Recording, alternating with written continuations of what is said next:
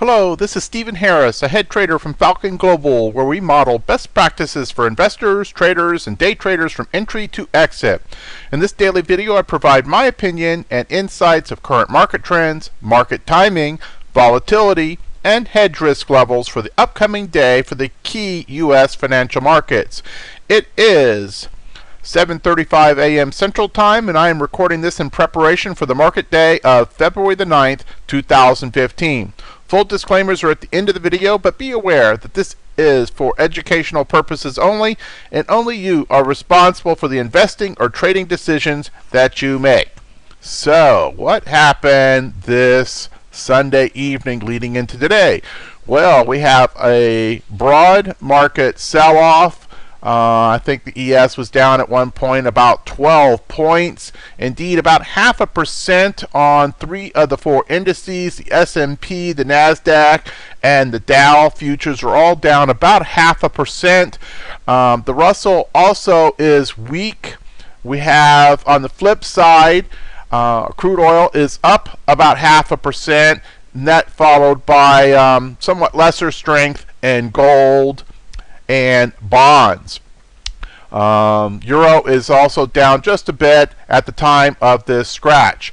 And overseas futures markets, or overseas markets I should say, China up about 0.5% or so. Hong Kong, though, flip side, down about 0.5% or more. Japan up slightly.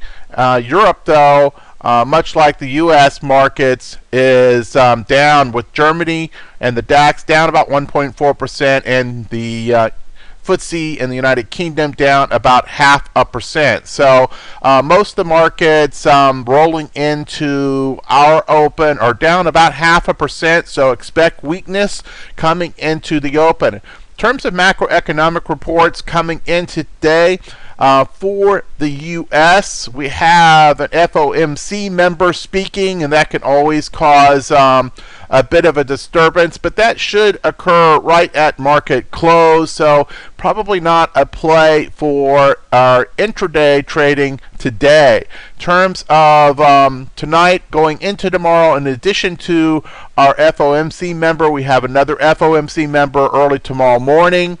And then we have some job openings, the JOLTS report during the day tomorrow, mortgage delinquencies. So if you're into any of the housing stocks, you might see some movement there. Really pretty light, though, nothing substantial going into the first 2 days of the trading week for this week. In terms of what we're dealing with in terms of current volatility, it really has been a very interesting period the last few days. You know, if you take a look back at the last swing low, we tickled out of the bottom of about a 3-month range. But that was a false breakout. It immediately reversed, left a big old wick on the bottom, and then guess what? Several trading days later, and on Friday, we had a false breakout to the top side. So basically, false breakouts to both sides, running stops of people who were thinking that we may have broken out of these ranges, and immediately the institutions came in and defended, and then left pretty much the small traders, the retail traders, thinking that a breakout had occurred, holding losses. So difficult trading for short-term, intermediate-term swing styles traders in recent days, as you've kind of tickled both sides of this 3-month range just to accomplish nothing. Friday's action really was quite bearish, and depending on which chart you're looking at, if you're looking at the SPX, I believe we had a bearish harami. If you're looking at the ES, it was a doji, but pretty weak.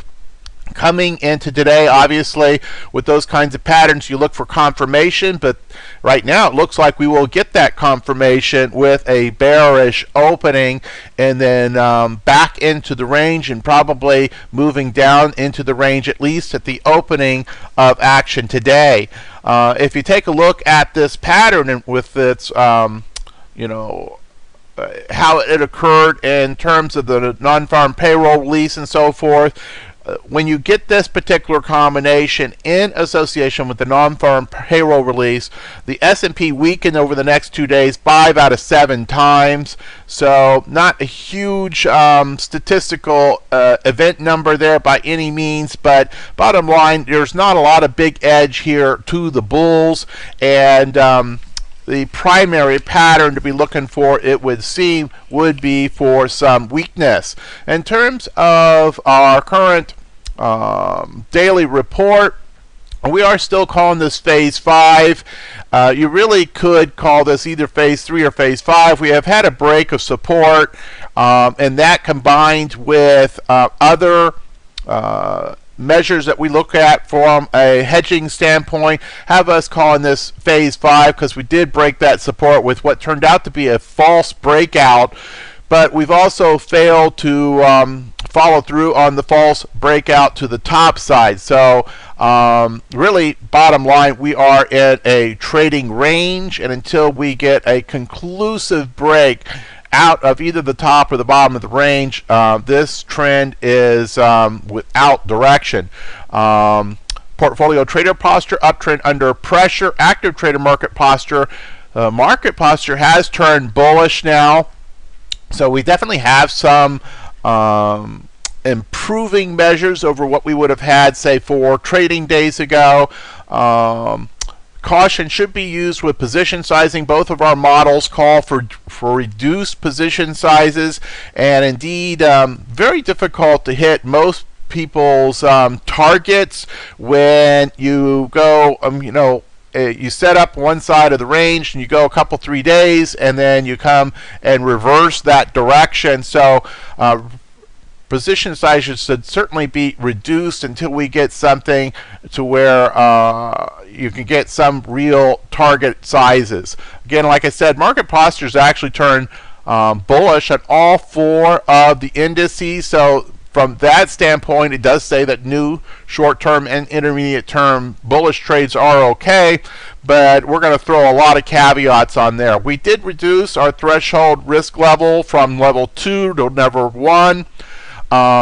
So we exercise caution here. Think of it as a yellow light and you're tapping the brakes because the car in front of you is looking like it wants to stop.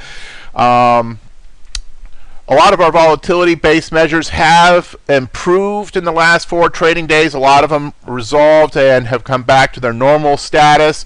One that has not is the number of distribution days. We continue to build distribution days. We now have 6 S&P distribution days and 5 NASDAQ distribution days. This is not good for any kind of a normal, strong bull market. And that basically tells you we're not in a strong bull market. And indeed, on 3 of the 4 indices, if you look at conventional institutional measures of moving averages and relationships, we would be called a weak bull market right now, with the exception of the Russell, which is in still a strong bull market. In terms of our intermarket risk aversion indicators, these have turned sharply better with trading action at the end of last week. All 5 of those relationships are saying risk on. So again, we get some positive news, and then we get some very serious cautionary news. So very, very conflicted. VIX is back inside the window, but has been flip-flopping back and forth above and below the threshold of 18. So again, another cautionary statement. In terms of, let's get rolled down here. In terms of our point and figure, we've had quite a number of changes this last week. So members, you might want to dig into these areas in yellow, where we've had some sort of status change in the expectation for reversal points using point and figure. Point and figure, of course, is an excellent tool for being able to forecast turning points, and so a number, I guess about half a dozen changes there. You'll want to take a closer look into that. From a market posture, again, we've been relatively neutral, so you get an up day and these things all flip up. You get a down day and they all flip down. but market posture has been improving of late. You see the percent changes. Obviously Friday ended up being a fairly weak day. Utilities getting crushed, and utilities, of course, was the darling of 2014. Does not appear to be the darling of 2015 thus far, and indeed, interest rate on short-term measures across a number of symbols have come down or up, depending on whether you're looking at yield or return. So utilities certainly has been hurt by that. On the flip side, the banks finally got some good news, because the banks will do better with improved yield and improved interest rate environment, where the utilities would take a damaging hit from that same news. So had some changes in our bond market, everything related to the shorter term interest, and some flip-flopping there. So the question is where does that go? And indeed, this morning it would appear that bonds are going to open up, and you could see a reverse on some of these criteria. Again, very much caution mode, but if you are looking for positions, or at least working up your watch list in preparation for when things are on a more healthy criteria, retail, railroads, transportation, internet, and healthcare would be your best. You notice that biotech has been sliding somewhat. And indeed, other components of healthcare, pharmaceuticals also, not in the very top anymore at all.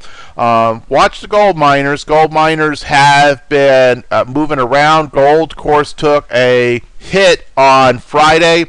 So coming into question as to whether gold has truly found a bottom and is starting a new trend, or if this was just a counter trend move against a very much secular bear market in the gold complex, and this thing is just resuming its bearish move. So but gold miners and gold and silver continue to be of interest as to whether they are showing signs of a bottom. Same thing with oil. Is oil showing some signs of the bottom? Now, we've still seen a lot of volatility this last week in oil, and with that, maybe part of the bottom formation, but certainly would be probably very aggressive to say that a bottom is in.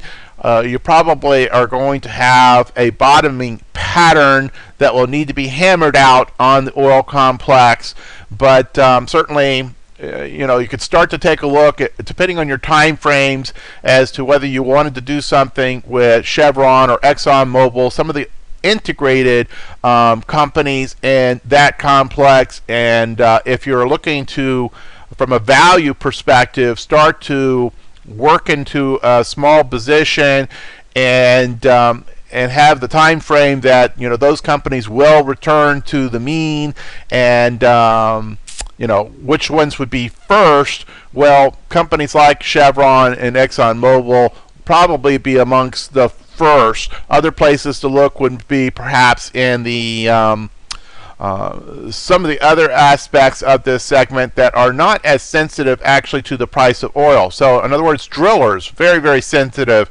Last place you want to go putting in probing orders. But other markets which are going to make money no matter what the price of oil can be the first place to stick a toe in if indeed we're starting to see a bottom in that formation. And of course, as always, greatly appreciate your liking us on YouTube and Facebook and other social media platforms. We're closing in on Scootify to having 1,000 followers, so greatly appreciate you liking us and following us on your favorite social media platform. As always, emails, commentary, support can be found at our email, support@falconglobaltraders.com, and additional information at the website, including about our 3 live trading rooms. Disclaimers: hit the pause button if you need more time. And then, of course, we greatly appreciate you every day at the Falcon Global Trader community. Thank you and good trading.